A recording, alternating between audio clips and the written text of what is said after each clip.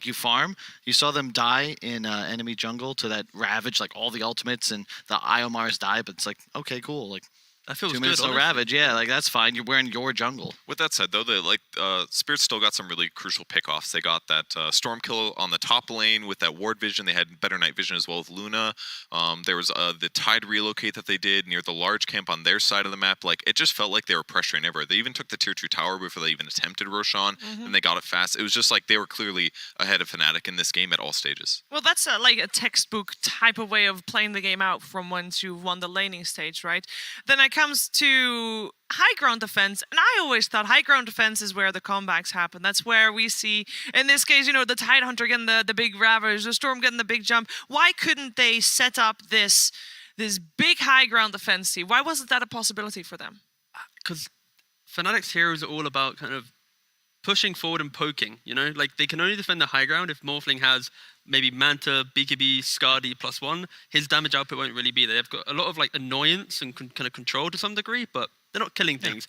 And it also does help that Luna, Ember, and Mars are, like, 20...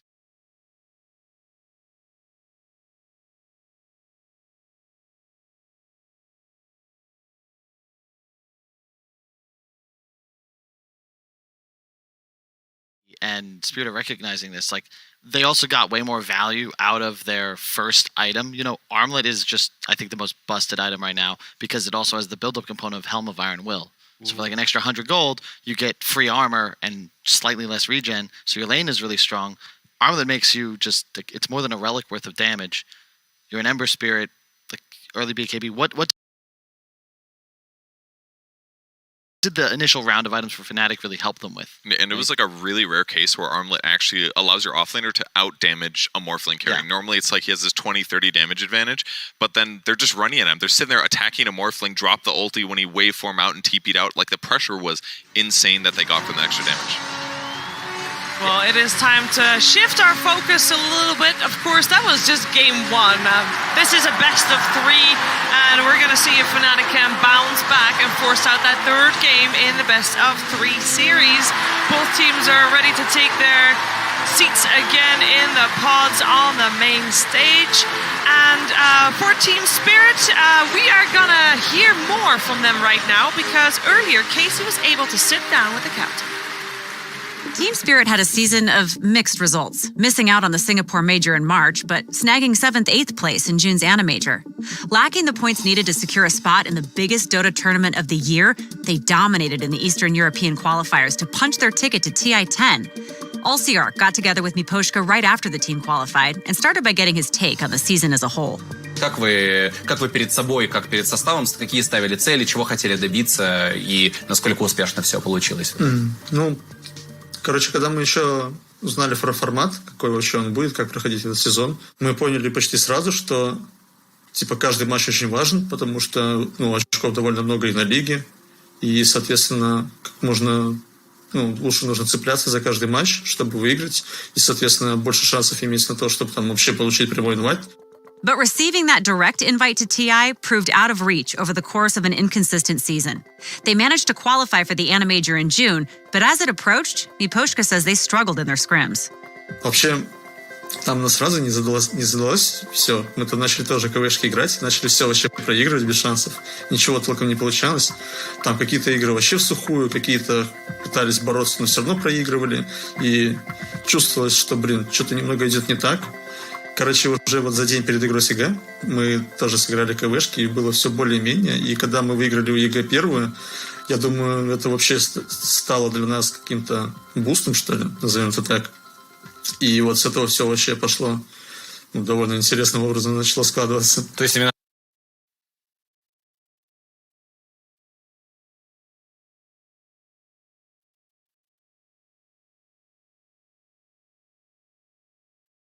Да, самые крутые воспоминания, это, наверное, просто вот после победы над Evil Genius, когда там выходишь с кабинки, там все орут, кричат, это еще те самые ланы со зрителями, вот, и ты это начинаешь впитывать вот всю эту мощь зала.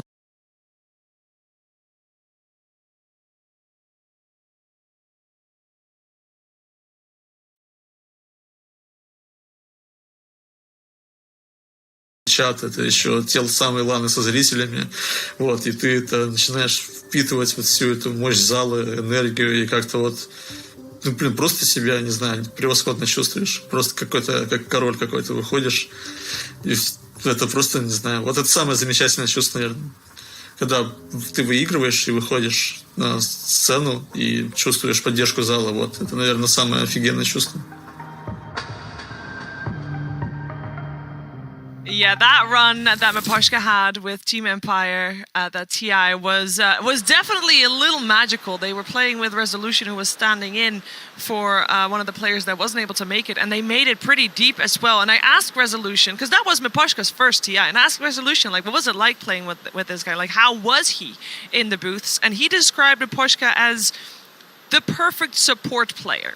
Like, both obviously in game, but also very much so outside the game. He's your friend. He's reliable. You know he's got your back, T. That's so important. Yeah, I mean, it's kind of instrumental in any modern day Dota team now, where you kind of need to, you don't, like, playing Dota isn't, it is a job, but like, you can't treat it like a job, right? You need to be able to disconnect from the game and talk about your problems, or even just, you know, have a laugh with them, because when things do go wrong at an event, it's like, it's so critical that you have that kind of, that pact there ready to lean on. You got to be chill.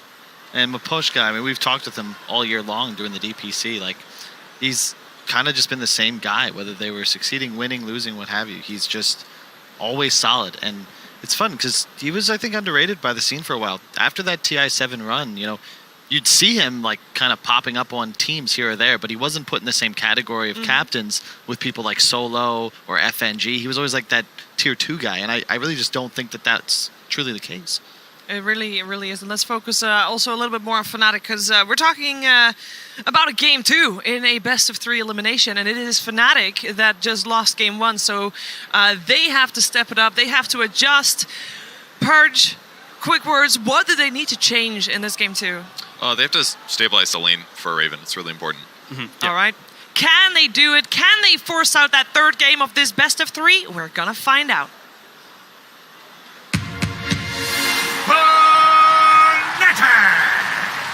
Versus Team Spirit. Game 2. Hello, everyone, and welcome back to Draft Panel. I am here with two very tall people, AUI and Lizard. One of the things that the panel said, oh my gosh, please don't drink anymore.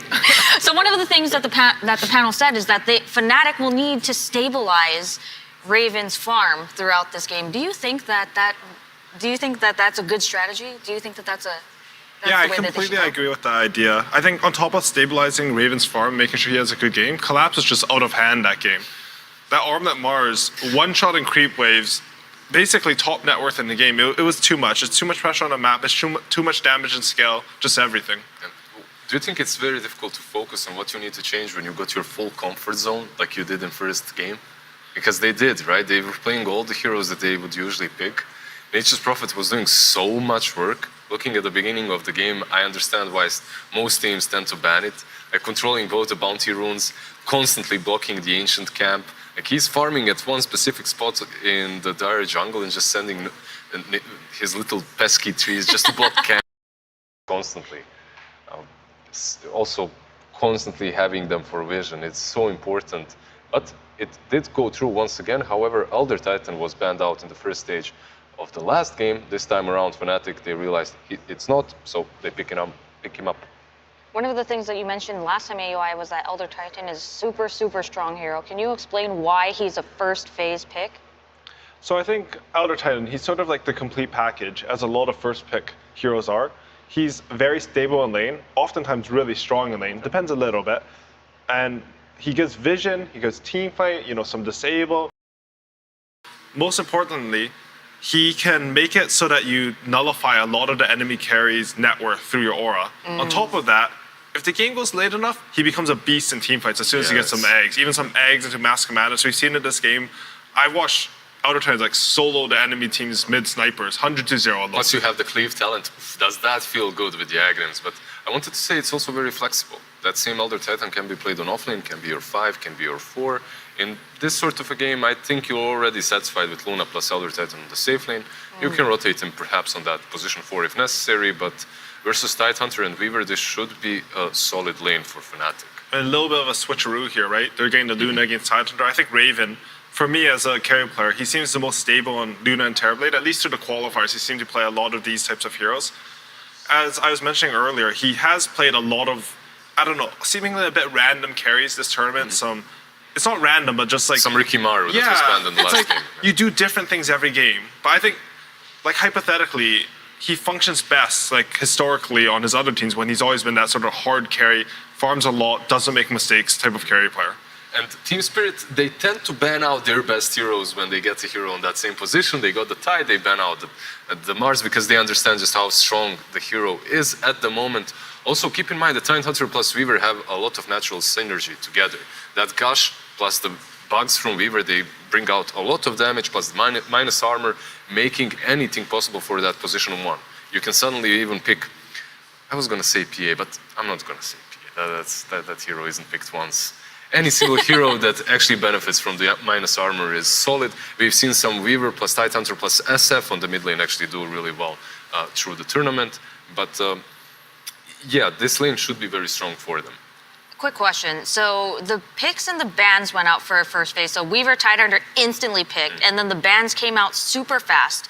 One of the things that another analyst said was that they will generally use up most of that time so that they can make sure that they're not making mistakes. But why did those picks come out so fast? Is it just a no-brainer? So just to continue on the minus armor thing, there's this OG mentality in which you're just finding one strat and either buffing up one hero to the maximum limit or getting this minus armor to the maximum limit. And that's what they did with the Snapfire ban. They're preventing Team Spirit from going for that route in which you would have not only Weaver, Tidehunter, but then again a little Shredder on top of that, and it would be extremely difficult to play into. In regards to your earlier question about why the picks came out so quickly, I think it's because Elder Titan was actually part of their prep. We saw in game 1 that they took a little bit of time with their first pick on Team Spirit. Maybe Fnatic's bans put a little bit out of what they planned exactly. Or honestly, sometimes it's like they didn't ban something you thought they would and you like it. So you're like, ooh, 2 main good options. In this case, I think they knew exactly what they wanted for versus Elder Titan, so everything's expected. Do you think that in the second stage you still go for Nature's Prophet here? Because it's still in the pool. If you're Fnatic, like you're feeling extremely comfortable on the hero, but then again, you just came from a loss with the same hero. I mean, I'm going to be honest, I'm a little bit of a Nature's Prophet hater. When Quincy Crew picked it, I did not like it. When Fnatic picked it, I did not like it. But the thing about TI and the lore bracket is I think you value comfort and stability over a lot of other factors. Like you can have a little bit worse draft if you're going to play that draft better, and that difference will more to make up the difference and be like a main reason to propel yourself to victory. So if he's still believing in it, I mean, he's some rank 4 support. You give him his Nature's Prophet. Especially because of the way Nature's Prophet fits into any lineup. It stretches you out. It's very difficult to play against him. And it makes decision making even harder. He has that TP, he can join mid fights. Okay, Shadow Demon actually, let me stop that. They go for an SD. This is also a very popular support combo for Team Spirit, Shadow Demon and Weaver. They don't necessarily have a lot of proper stuns. Disruption can be called that, like you can catch someone, but it's not really a stun. So that's not what you will be getting from your 2 supports, but you will be getting a ton of utility, either from the Weaver Aghanims later on, the Vessel into Aghanims build, and the damage that comes from Shadow Demon. We've seen some insane Team Spirit performance on heroes such as Bane and Shadow Demon when it comes to saving targets in the nick of time, like saving them just before that Finger of Death hits or any big ulti. And Shadow Demon, as always, a traditional counter versus Luna. Yeah. It's a little bit less because I think the Lunas are itemizing slightly different. You're not going as many stats like before as like Manta, Butterfly, Skadi, and the illusions will just pump out so much damage. Now, you do get a crit which the illusions benefit from the critical portion, but they don't get the plus damage. You know, you're getting Dragonlance, crit, BKB, Shard, they don't get anything from Shard. So it's still good versus Luna. You get the night vision off the illusions, you get the aura, but I actually don't know how countery it is to Luna. Like, I'd still be fine playing Luna. For the people at home, can you explain through Shadow Demon's eyes how they would counter Luna? So basically, you approach every single team fight with the disruption on the Luna first. That's what you're doing. you create illusions of the Luna herself, and those illusions, because of the glaives and everything, just dish out way too much damage for the enemy team to sustain in the team fight. So you either have to bail, especially after Shadow Demon also uses the ulti on Luna, which becomes even harder for the Luna to bail, right? Like, you can't escape anymore. It pierces BKB, you're being attacked by your illusions, and also you cannot run away from them. So Shadow Demon would basically use his entire kit specifically to make Luna's just life dump difficult. everything on her. It's a lot about how Luna is as a hero, right? She farms a lot. She usually has a lot of stats because she's high level, and Shadow Demon's just using her own strength against her. Grimstroke's a hero that I saw almost none of this tournament, even though I thought it was fairly well picked in pubs. But there's also Sven that came out too, and Sven's a little bit more popular, right? Yeah, no, Sven, I think coming into this tournament, a lot of people had him as like, I don't know, he was like sort of like a sleeper pick for the tournament, even though he's been so dominant for so long. Because he got nerfed a bit, and people are like, And Sven, the stack but nerfs, right? And the stack nerfs and everything, but I still think this hero's really strong. The other thing about Shadow Demon that I really like is when I Demonic Purge on, I want a physical burst damage hero in order to deal with that, because they'll BKB, but they'll still be slowed. And if you can get anyone like some TA, Sven, Ursa, these heroes combo really well. It's -1 core on the enemy team, 1 purge, and then 1 carry hitting them, and it makes it very simple to play the team fights. You back that up with a Ravage, and you know, Fnatic, it's not like their line is weak right now, but their win condition in the team fight is very complicated, I feel like, right now, compared to Team Spirit. Also, when you look at Team Spirit and before you pick Sven, you're thinking, okay, what are we missing? We're missing a reliable stun. We can't be using Ravage for every single pick off, every single team fight, and Sven comes in handy. It's not perfect that your position 1 is the one that's bringing it. However, when you don't have any other positions, when they're all filled up, yeah, it's fine. So on the other hand, for Fnatic, you mentioned it's complicated. We can kind of run through the steps of how Team Spirit is going to fight. Can you run me through like a quick team fight on Team Fnatic's side? Like, who's going to initiate, what's going to happen? Anytime you have a Shadow Demon in the game, it's all about finding that Shadow Demon. You have Outer Titan for vision, and you have Void Spirit to jump the backline. They can't take the straight-on engagement the way that a team with Ravage and Demonic Purge can. Oh, this is perfect. I just love it so much. Yeah, that was a perfect pick. It allows you to see the backline, sort of take these kinds of fights. We saw, especially like that EG versus Elephant series, you know, Ice was on that Night Stalker. I think Death will look to do something similar here, where he's just scouting out everything, silencing a key target, and allowing them to take like, it's a team fight, but it's not like you're running into your opponent right away. You like, you know, poke at them, you hit the right targets, and then you commit when you know you're right because you have all the information. And keep in mind that Aoi just mentioned that you always want to be jumping the Shadow Demon. I completely agree up to the point at which Weaver gets the Aghanims. Once he gets that Aghs, you have multiple issues. You can't really jump the Shadow Demon because the Weaver will save him, and if you jump the Weaver, Shadow Demon will save him instead. And now, when you have the Night Stalker and the Void Spirit, it becomes a little bit easier. Also, keep in mind that all the spirits have been banned out, besides the Void Spirit. I believe Storm Spirit, also the Ember Spirit. I'm not including Earth Spirit here, as we're not really seeing him on that mid lane at all. Right. Circling back to Weaver, can you explain the Aghanims? So Weaver's Aghanims allows him to cast his ultimate time lapse, which moves allied hero back in time 5 seconds, resets their mana and HP bar to what they were at that point in time. It used to be super strong. They made it so it's a little bit shorter range. Weavers used to be played in a lot of positions, sort of just rushing this item. You know, I just realized, isn't Fnatic's draft just EG's draft from yesterday? Except instead of Grimstroke, they had Disruptor, right? It's all 5 heroes. Yeah. That's interesting. I mean, interesting, I don't know. Maybe they saw they thought it fit their style well. It's very interesting because Fnatic, I always felt that this is a team with their own brand and they're playing completely with their own drafts. And we get a Kunkka. All right, this is some Eastern Europe special right here. We don't see a lot of Kunkka, especially in this tournament as well. But in a game such as this one, it does provide you with a little bit of sustain. It does provide you with a little bit of cash. The laning stage itself should not be that difficult. And you have multiple things that you can play off. If Ravage is on cooldown, then you can play with the boat, you can play with Kunkka, setting things up. And truth be told, Sven was not enough with that one stun that I was hyping up. Now you have something else to play off of. So on paper, it seems that Team Spirit's draft is a little more straightforward. But what draft is objectively better? I mean, drafts are weird like that. Like, people can try to claim an objectively better draft, but it often comes down to how certain parts of the lane go, or like the team plan that a team has with the draft. In my head, like, I like Fnatic's draft a lot, but I feel like this doesn't feel that Fnatic to me.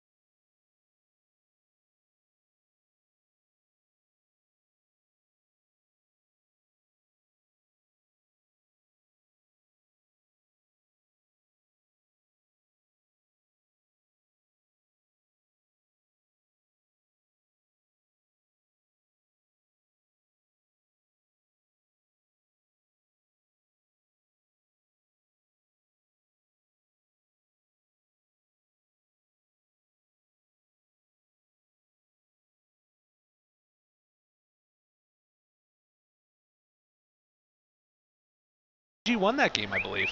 Oh, there you go. And yeah, Luna, she just keeps on popping up in this.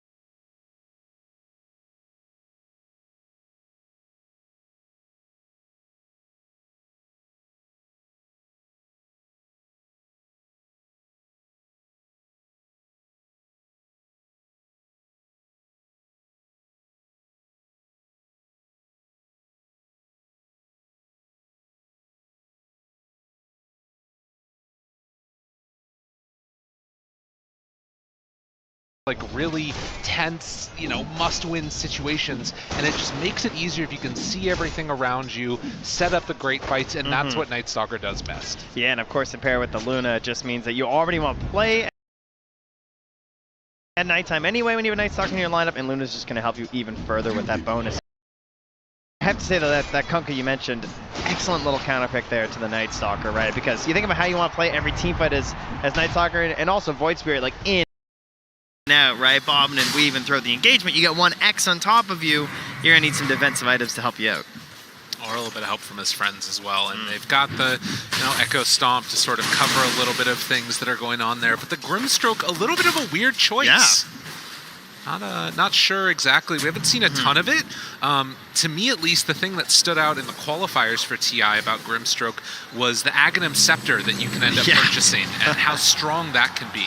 Yeah, no doubt about that. Unfortunately, it's going to be a Sven, so not the best. You love those big agi heroes, of course, but always a good tool to have. But certainly the Phantom's Embrace, I would imagine the main reason they've gone for it here. Ooh, the block off. They're going to try and wrap around him, and Jab's nowhere to go. Has to go for that TP out, and well, now they realize, all right, you got us. No panic.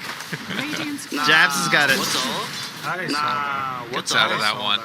Oh, and Wepa's line as well. Not bad. Them in the game. But yeah, the Phantom's Embrace, a very frustrating tool versus the Tidehunter. I would say as well as like the Weaver, something else too, right? Where you can try and kind of get them stuck, right? Something that he can't handle with the Kraken Shell. So overlooked, since we've been mostly going towards the Disruptor when it comes to a support hero that really frustrates the Tide. But I think it would be really interesting to try the Inkswell as well with the Night Stalker. Could even potentially see some usefulness with that Shard later on. Oh yeah. Because you get the Dispel at the end, and I feel like with the way Night Stalker plays, that could be kind of sick. Yeah, the hard dispel that comes at the end of it. So a lot of items to watch for out of the Grimstroke if he can get to them as the time goes on. But most likely we're going to be seeing the first rotations will be out of that mid lane.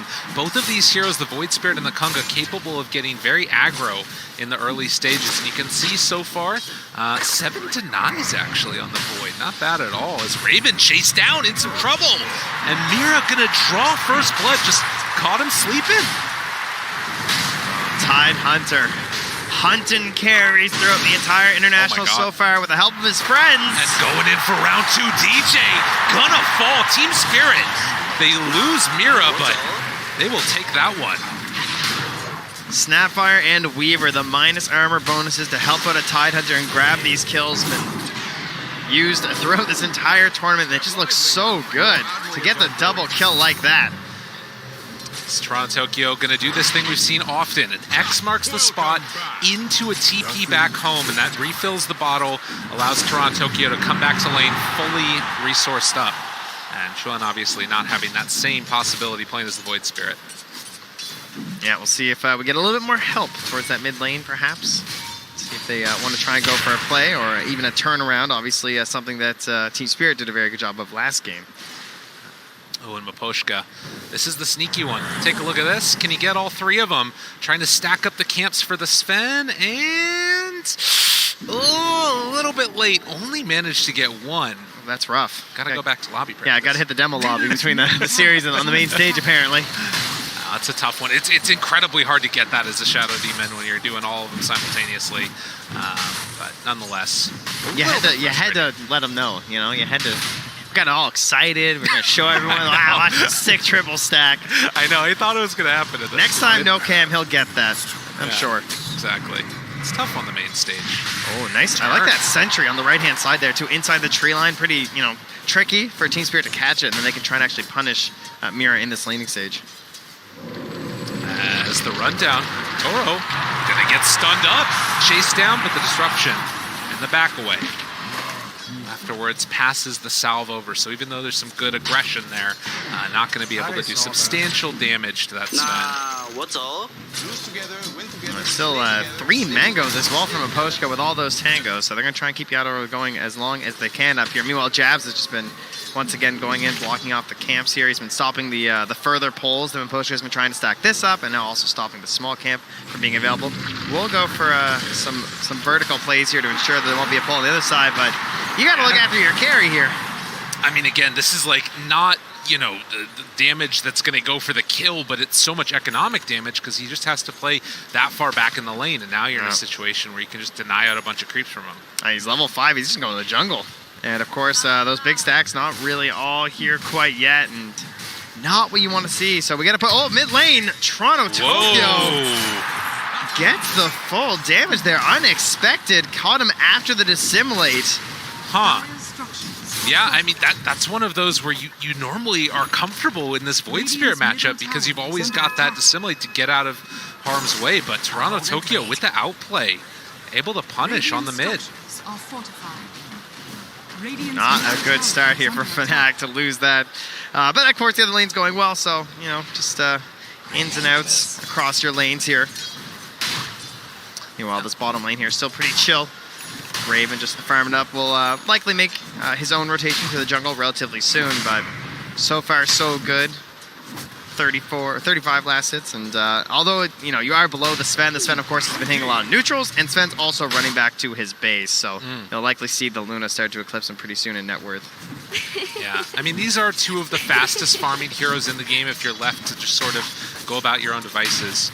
So we'll see if, you know, giving that free space eventually will help him out there on that Luna. But right now, pops the ulti, Maposhka, he's getting ran at. Yeah, and they didn't even use the Ink Swell yet, so yeah, now puts it down. This is just guaranteed death. And the catapult wave is here, so Yadoro forced to come back to lane now.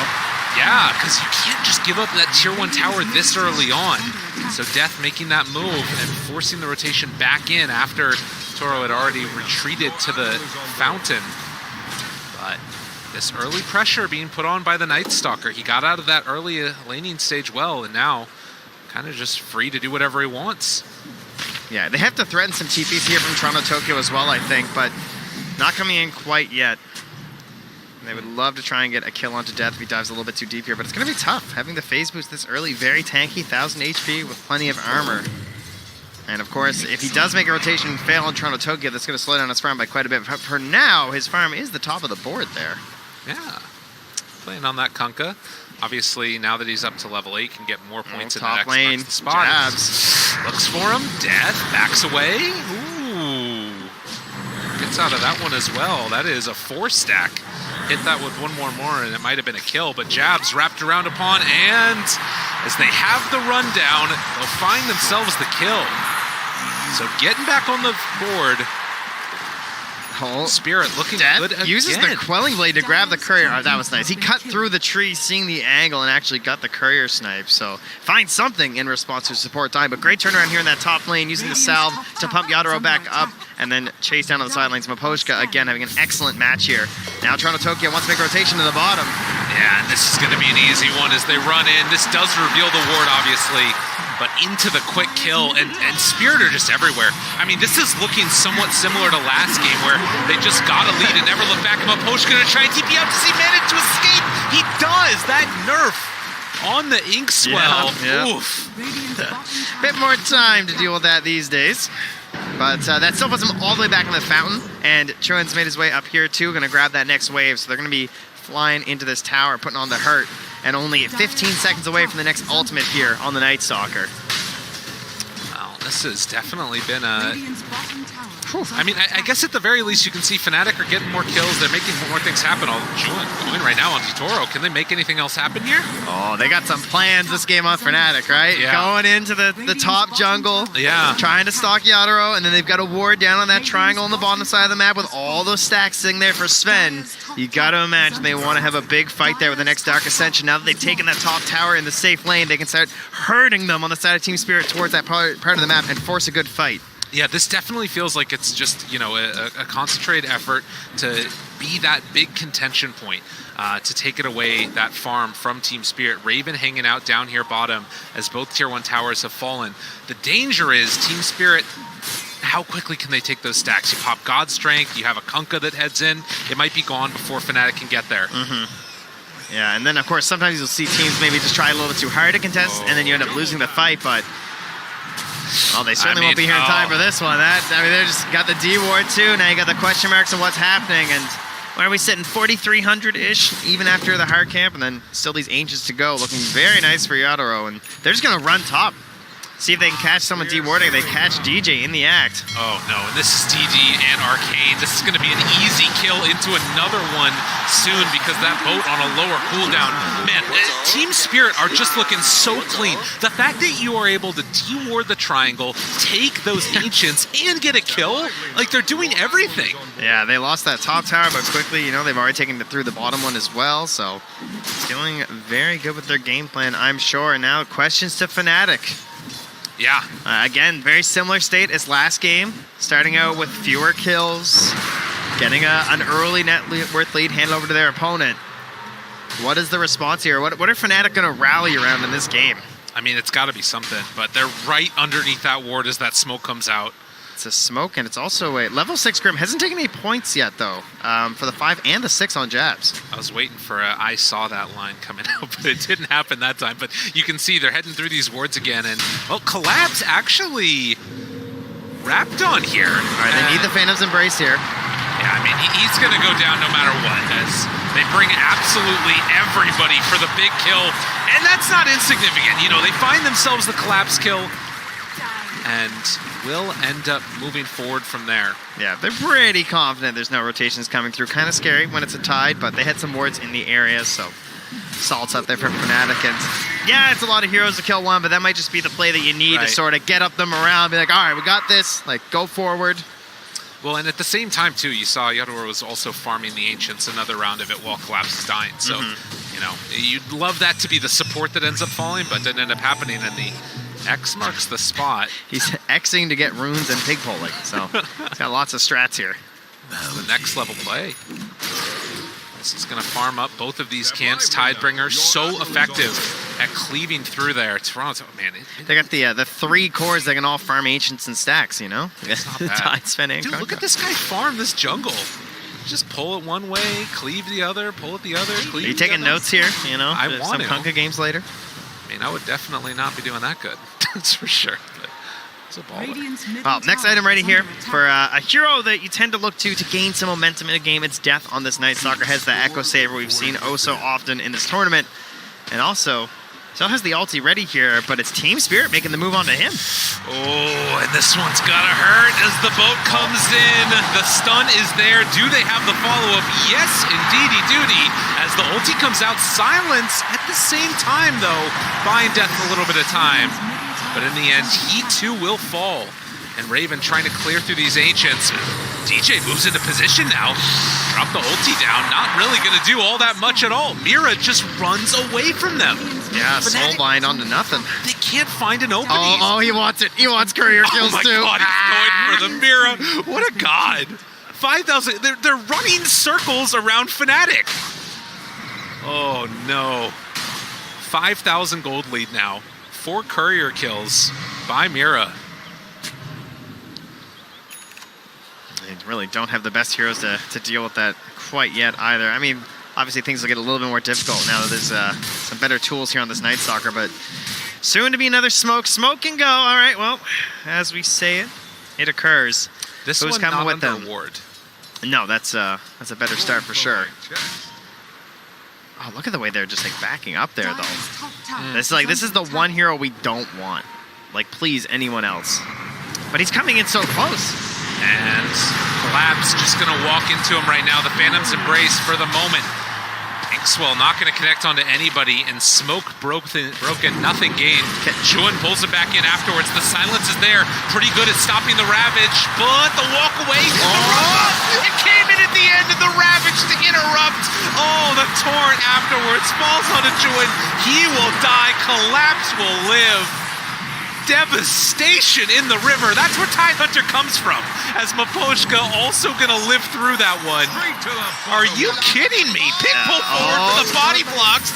Death can't even get here away. we go. They may be rivals in the lore, but they're best friends here. Tide and Kunkka. Oh my God. One hands off the fight to the other. The alley to the oop.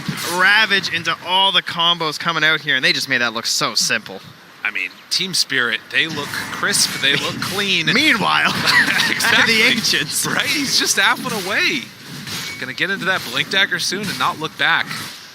Oh, that was such a painful fight for Fnatic. They knew they had to do it, and you could tell they tried to avoid Collapse at the start. They sort of knew he was coming in. They just went around him, and he walks to the trees. He just kept walking at them over and over, and with that hood, you know, you get to the point where you're like, oh, he's getting so low. Oh, he's almost dead this time. And then right at the end, pops that Ravage. Now into a full-on pipe for the team. Yeah, this is a very, very tanky Watermelon, and Zoro runs to the side. Chuan was passing right by. They aren't going to connect onto that Sven, who's just been left completely alone at Toronto Tokyo. Finds the Night Stalker yet again, back towards the mid. They're going to drop the ulti. There's also the Torrent. Night Stalker just does not have a game. Death dies 3-12, and it does not look particularly close. The Spirit just pounce. You know, they designate a target. They all move in. They simply get obliterated. Now even cleaning up the tier 1 tower waves. These XTPs from the mid lane. Now into the Roche Pit, the minus armor here. Weaver and Tide to help out. This one will fall very quickly for Yadaro, and no real chance of the defense here. Wow, that is going to be another quick DJ, one. careful now, moving under that ward. Yeah, he's got to back out of there. I mean, that's the range on Kunkka is just so hard to get away from. And they will throw out the stomp, but it only stops it for a moment. So you can see a hell of a performance right now from Toronto Tokyo, and then they get him. There's the X, they got the Torrent afterwards, a DD chase down. Do they have enough for the kill? Oh, he wants it. How greedy will he get? Toronto Tokyo's feeling himself, but not that much. Man, good choice. How about Eastern Europe region stepping up today? Two teams going far, one in the upper bracket, the other, if they can keep this up, continuing to look strong. Having a great tournament. These mid laners too, you know. GBK into Toronto Tokyo. Looking quite incredible here, sort of stealing the show. Well, 11,000 gold lead. 17 minutes, and Chuan, I mean, they need to find a little bit of space. They need to get something going for themselves, and the Dissimilate to back away. They're buying some time. Does he get caught by the X? Toronto Tokyo? There's no turn here. Like, no one's trying to make a counter play. He's just running away with the bug on top. And yeah. At least he got away. True. Good stuff for sure. They're not forcing a bad fight versus the Aegis, but still undoubtedly bad situations here for Fnatic. They've been searching for 2 games now to find some sort of an answer here versus Team Spirit, but they seem to be trapped in the exact same state of Team Spirit, just knowing everything they want to do and being there first. Well, this has been a tough one for Fnatic here, and see that you got to find silver linings where you can, but it is tough. The enemy Sven can take your Ancients. It's not UI can do, but can they get the kill? Can they get the punish? They want to blow through this Aegis one time, and they do get it there. Both gonna be off the mark. Maybe something building here for Fnatic as they dodge away from the aggression. They've used a lot of spells here. Spirit. They're pressured to chase. Oh, maybe on Demira. Again, this vision. This is why you pick the Night Stalker, to try and find these pickoffs. But Weaver just able to stay outside of the range of it. They spot him now, but there isn't really a play here. Still, something there. Yeah. For Fnatic, no doubt, right? Like, this is really a sign of life that they're finally getting. Sure, it's not going to add 1 to your kill count, unfortunately, but it was a death and a claim of the Aegis nonetheless here. So they can get back a little further out on the map, feel somewhat safer. And Team Spirit likely going to start thinking about that next Roche, as well as some tier 2s, but you know, you can't be quite as bold without the Aegis just heading into enemy territory.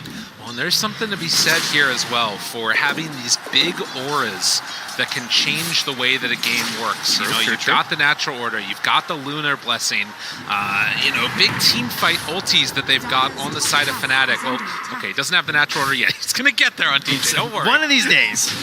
But regardless, if they can hold high ground, that's the place that they need to play the game. The game is hard. The score has remained constant for a little while now, and we'll have to see where Team Spirit want to go. Do you think that they need to try and make moves, or can they just sort of wait for BKBs? I think those BKBs are done. There. Yeah, super done. So wait they have, and forward they can most certainly go. I like the idea of pressuring the tier 2. I don't want to see them give up anything. I don't want to see any trades. I don't think they have any reason to trade right now. But it looks like Fnatic aren't going to push the envelope up top here, so easy stuff here for Team Spirit as they'll grab themselves a tier 2. Move towards the outpost, and Fnatic just trying to farm for now. Trying to find some sort of a tool for Death to help him in these fights. It could be the Blink Dagger, as he has that queued up first. It'd be a good way to try and catch that Shadow Demon way in the back, or try and ruin Mira's game. That's probably the play he has to go for, but of course there's a real danger of just jumping into a fight as this Night Stalker. Despite being very tanky as a hero, it is a Sven. There's a lot of minus armor. He might still melt and get shredded if he jumps right down in. Oh, and look at this. Team Spirit were going for a bait play on the other side of the map, which means they left their Sven all the way alone. BKB going to be used into the TP out. Oh, you know what? I really like that play. Raven, immediate BKB TP out of there. It's like, I don't want to be here anymore. But Death looks like he's going to be the one left behind. Although, does have Dark Ascension? Is there any way out of this? Doesn't look like it. They'll find the Night Stalker kill as he waits for the inevitable. Nice little play there. Takes a few more swings for the mega kill streak there for Toronto Tokyo, but yeah, it kind of felt like it was a little bit of bait though. Just feeling so confident, I think, with a BKB TP that, I mean, the odds of that getting dealt with here pretty low. Right. Did burn through the BKB charge though. That's true. Not insignificant. Means he won't be as active for another 35 seconds. Perhaps an opportunity for Fnatic when the Night Stalker comes back up. They have to be mighty fast. Toronto Tokyo. And they're waiting for their own BKB as well. No, 30 seconds away. Raven left alone on an island and is going to get punished. It's so quick. Oh no, and now they're looking for more.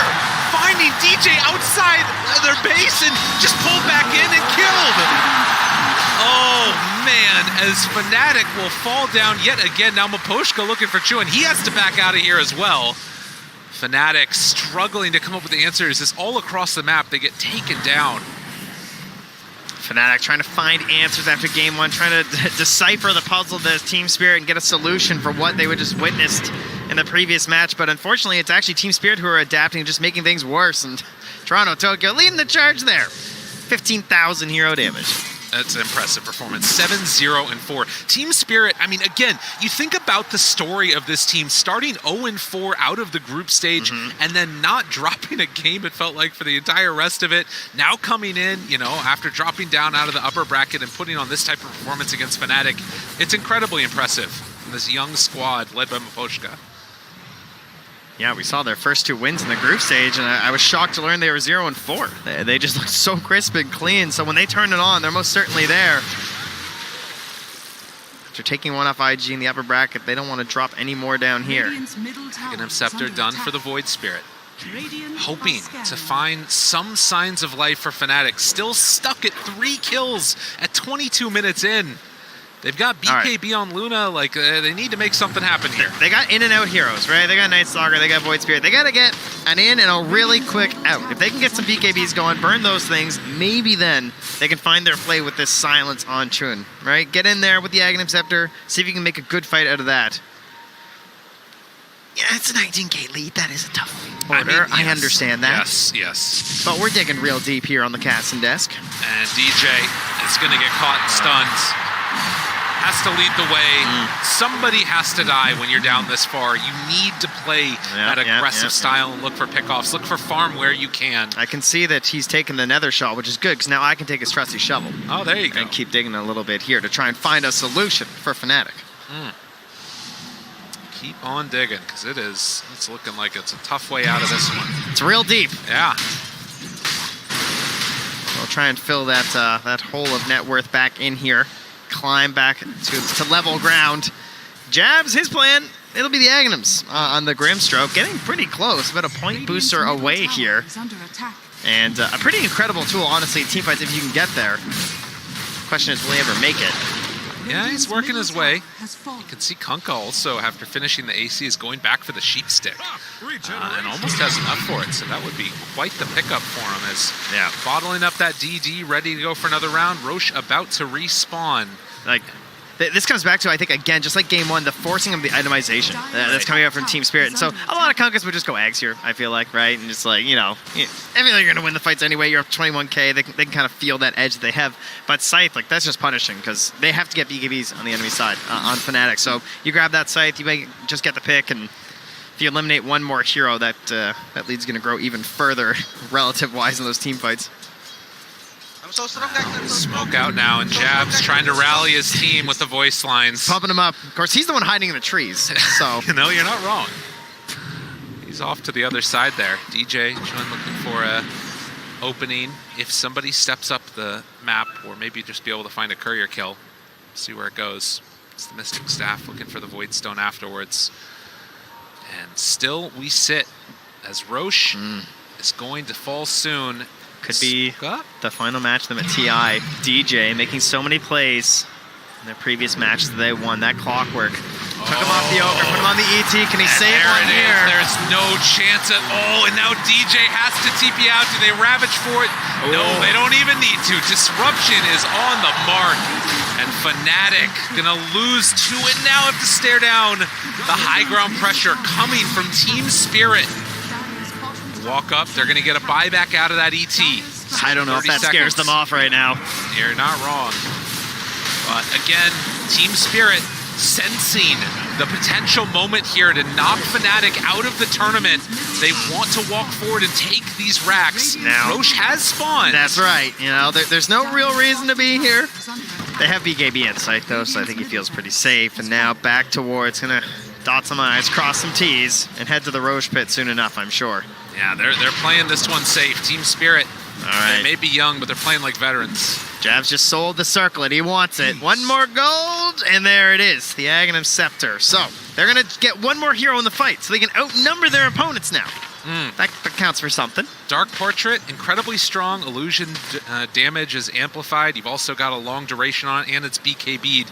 But the question is there enough farm on the Heroes of Spirit to actually be able to make it matter? Sven is very large and in charge, but it still could be a tough one. We'll have to wait and see as Fnatic smoke out, feeling like what could be a last hurrah, a last team fight at TI, like unless things go perfect. Taking the fight out here before the Roche. I mean, their buybacks are, well, they're not there on the Radiant, so a fight in your base doesn't help you at all. They spot Toronto Tokyo. Sven up front and center, also jump forward, silence onto 4, not bad. Try and take out that Shadow Demon right at the start. He doesn't have buyback. This is the fight that they were maybe looking for, but there's the stun now. Onto Death, tries to back away, kiting this one out, and is able to get a little bit of separation. With the Essence Ring? On the other side, Death ends up going down, but they've got the illusion sent out, trying to do damage, but it's just not enough. It's the Toronto Tokyo illusion, and they just don't have it. Oh my god, the turnover. Toro walks forward, kills off DJ. 25,000 gold lead now as they're going to head into Roche. It was looking good for a moment, but only a moment. So they took down that Shadow Demon. Yeah, now to the easy play of the pit here. A Shard lying in wait. The Aegis there too. And Team Spirit looking to end the hopes of their opponents in the lower bracket at TI and send them to an early exit. It is so tough playing in these games and trying to face off against these teams. Obviously, an entire year and longer building up to it. And where are we going with this Shard? Looks like Collapse just doesn't want it. Picked it up and said, no, please, you, my carry. Almost doubling up on the damage right now. The Toronto Tokyo has had such a fabulous tournament and also just has a fabulous name. You gotta love it. As they walk in, looking for Jabs. And they got him caught right by the secret shop. Not even gonna need to use God Strength or anything like it. I like how he got the instant value out of the Shard. Got the Dispel, just jumps right onto the Grim. Perfect play. Consistently around the map now as Maposhka scouting out and does find Raven over there. jumps in, vanishes. All right, surely. Oshka turns forward, Raven, where are you left to go? As Toro, well, actually gets the kill, and now maybe gonna get out. One more hit is enough. They take down Raven. What's all? Maposhka giving up his life for the carry kill. All right, but what's kind of sick there is that kill actually gave him buyback. So, you know, that's someplace. Raven's got something, at the very least. And Truan just trying to delay this game even further, playing in the tree line up top for quite a while now. Already got forced out once by Toronto Tokyo, but has returned again. And Toronto Tokyo, of course, well aware of this. Hunting to see if Chun will jump out here. I think he's going to have to wait for the next wave, though. Yeah, it's so dangerous when he's got this hex. But you can see, like, how confident they are just running down each of these lanes. They've got a creep wave, and they're ready to go and put the finishing touches on what's been a pretty much immaculate game from Team Spirit. This team was terrifying in the lower bracket. Yeah, whenever you're getting to the old 1,000 gold per minute lead, that's a problem. Yeah. No, it's feeling like an insurmountable lead at this point, but obviously, if there's any chance at all, if there's any hope of coming back, Fnatic gonna have to take it and do their absolute best in this one to stay in this game. But right now, I mean, you're up now, almost 10k gold ahead of the Luna, getting close to it on the Sven. As we've said time and again, game is hard. The Bloodthorn is done, as they will hold off on the outside of the base. Just as a new item every time I click on him. Right? Yeah, it's a pretty nice game to be a Sven. He's going to be doubling up on that Luna pretty soon. I think it's just, again, one of those moments where you recognize the strength of this young team and getting new blood into the scene. You love to see it. And now coming out and performing on the biggest stage against some veterans. Yeah, Fnatic, they're going to try once more here for a bit of a sneaky play. They're showing jabs on the high ground, sort of throwing out a couple plays. Just trying to push back waves. They want to find a jump. There's a smoke on the Tide. They miss with the scan. Now they're moving to the low ground near Fnatic. Death's in the front. They break it. They know. Walk in, Dark Ascension immediately has to back out. The fight's gotten weird. Fnatic have to be super careful here, but they can't afford to give up without anything from this Dark Ascension. And Fnatic, they see the heroes, and they can't do anything. What Mapostra's doing, right? So Plays sick. so well these games, but just throwing out that Shadow Poison makes it so difficult for him to commit without popping his BKB right now. And look at this, Team Spirit again, they recognize that side of the map is where Fnatic is, so we're gonna head up top, take down this tier 3 tower, and you're gonna have to come and deal with us. Toronto Tokyo, the one that's leading the way, sieging the map. And they take the tier 3 tower and gonna retreat out, taking this slowly, carefully. Yeah. And Raven, of course, that BKB is like, it's the only one they got. They gotta watch the timing on it. If he pops at the wrong time. Oh, and the jump in, Toro trying to run down Raven, but he's slowed. Maybe an opportunity there. Raven able to get the BKB in the walkaway. But this opens up Team Spirit to try and pressure the racks. They get the Dark Portrait. Going to be able to do some damage potentially in that next fight, but jump in, Ravage comes out from Collapse onto absolutely everybody. There are no BKBs to salvage as Chuan going to get control for the moment. Yule Scepter lift up, now looking for a bit more. Raven turns, going to get the Eclipse out, that's a good amount. But is it going to be enough with Collapse the only one dead and no longer having the ET? Do they have what it takes? They buy back on the Void Spirit. The gold lead continues to accelerate for Team Spirit. It's a Tide player who knows the BKBs are down. He just wants the big number. He's trying to pump up his gem numbers right now. There you go. The massive ravages there. The team takes the buildings. Perhaps could have gone for a more hero-focused thing there, but you know, kill throne, win games, so this is just another step towards that with the racks going down and Jabs trying to fight versus them with his own voice lines. Doing whatever he possibly can at this point. They feel a little hollow to me, Gabe. I'm not going to lie. It's tough. It's just so difficult at this stage in the game when you're down this much net worth. And, you know, the heroes that they've got to... Here we go. Okay. Raven's got the crafty stuff coming out here now, right? We got the Shadow Blade.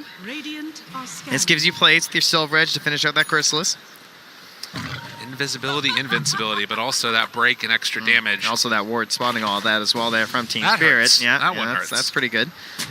Saw the courier delivering that, so they'll be well aware. I also know that Maposhka was eyeing up a gem earlier. That's probably already out on someone. It is indeed. It's on Mira. So again, they have some of the items that they need on Fnatic, but it still feels like each hero could get 2 more, and it still might not be enough. Yeah, and Mary even just hands the gem over to Toronto Tokyo. He's like, you know what? You're probably not going to die. Yeah. I would think, with 3,000 HP versus these heroes. With the BKB, it's not a bad choice. But you can see Jabs, again, hoping to motivate his team. Got to focus on that end part there. The slay together, slay together, slay together. Or the win. The win one at the start would also be good. But this is a stepping stone program here. And right now, you're on slay first. That's right. The win is very far away right now. And if they can make it happen, that's the end goal there. But holding on to their high ground is the main thing. Smoke out. Okay. Toronto Tokyo. Oh my god. Oh my god, dude. Toronto Tokyo is too good. BKB immediately afterwards does not care even a little bit. Not even 1 iota. As he's going to throw out the boat afterwards. Walks into the midst of everybody. Raven pops that BKB, trying to get a hook fight. Holds on to the Ravage. They turn onto 1. Shadow Demon dead with 2 on the single 1 that goes down. The Ravage to turn. They take down Raven. No buyback. No opportunity. And Team Spirit still looking dominant in this best of 3 elimination match. They want to move on. And Death, the only one left alive through all of that. I call that a pretty emphatic ultra kill there, but Fnatic, they've decided to go right to the end. So they're going to head down that bottom lane next. Raven dead. I mean, he's, 1,200 gold away from buyback at this point. The game is completely fallen off the rails at 40k gold lead. They're going to right-click down this tower, and without either of their mid or safe lane heroes, they're still going to give them the respect that this team deserves. And, well, they will walk forward again and try and hit it now. Oh, dodges away from the stomp. They're going to send in the illusion. Wants to beat up on some supports. It's doing some good damage there to collapse. Going to cut the wave afterwards. The Dark Portrait doing what it can. But in the end, you got to deal with the heroes. And they are knocking on your tier 4 towers. Mega creeps have been gained. Team Spirit. Now, with the X marks the spot and the turn, the beat down, buildings falling, not a whole heck of a lot left in the tank. They have maybe one last hurrah from Fnatic when they have the Void Spirit up again. Who's got the smoke here? Mira's calling for it. I see him pinging. Yep, I knew it. Oh, and I have a little bit of a pause now as Jabs has a DC issue. Oops. There's more than a few issues. That is true, but yeah, Mira was actually just out there and pinging, and they're going for the smoke. All right. Oh man, the crowd getting into it right here. Is there 43 gold up? Man, as they will hopefully be getting back in just a moment with Chuan. So the Void Spirit is having some issues in this game. Not sure if you can spot from here what's going on. Nonetheless, I do not have eagle eyes. I'm sorry. That would be very impressive if I could spot the issue, but we're a little too far away from the booths. 36 minutes in, 43,000 gold lead. I mean, what was, on paper felt like maybe an even series has just been an absolute spanking through 2 games by Team Spirit. And now you're staring down again a team that I personally feel like, I'm not sure what the limit is for them. I'm not sure how far they can go. Feels like upper bracket was the place for them. Yeah, they seem to be growing stronger and stronger. And of course, to bring them down a peg, their one win up there, of course, was off some mistakes from an opponent. They have definitely struggled here at this event to beat teams of what would be considered a higher pedigree, essentially beating the teams that you'd expect in their group and losing to the ones that you would also expect them to lose to. So they need the power up. This is definitely helping, because despite them perhaps being ranked a little bit better than Fnatic, I still don't think they would have beaten them this badly. So they're still obviously improving as a team. Yeah, I think that we often talk about sort of the power-up that happens through the group stage and, teams being able to get a lot of experience in that, but also the experience on the main stage. I think that, you don't know just how hard this game can sometimes be when you've got hundreds of thousands of people watching you at home. Thank you, Neil, for joining us on the cast here. What else is actually very interesting about this TI, and particularly for this team, is that, of course, with the way the DPC leagues worked and everything, those games were pretty infrequent, right? You're playing like once a week. And then our LANs, some teams, of course, didn't even play group stages at their LANs too. And so you have this issue where TI is this crazy just juggernaut of game after game after game after game. So if they can sort of harness that power and improve themselves through that, that's just what they need to keep this sort of strength going through this lower bracket. The crowd happy about this again as they're getting back into this. Now, if you remember, just yesterday, Quincy Crew was able to come back after a pause. We'll see if Fnatic can do the same. Do you want my trusty shovel? As they turn now on to Chulin, gonna find a quick kill. DJ turned upon, he dies as well. Team Spirit, no more messing around from them as they focus down the throne. One by one by one, Death will die. And more to follow as Team Spirit is going to close this one out and end the dreams of Fnatic. They get the good luck going next from Fnatic at the end of that. Congratulations, Team Spirit moving on to TI-10. Some excellent sportsmanship back and forth there. GG, good luck next. And a thanks there from Collapse as they will be sent forward here in the lower bracket of the International. What a story. Again, coming in from Aposhka to, not have success over the past couple of years and now finally being able to make it back onto the TI stage, hoping to replicate some of that success that he had previously. We'll have to see how far they can go with it, but for now we've got a panel that's going to break down all that action. Thank you very much, Trent and Lyrical. Yeah, this is the third time in like a 1.5 month period that Team Spirit was able to 2-0 Fnatic in this fashion. This game too, though, was definitely the cherry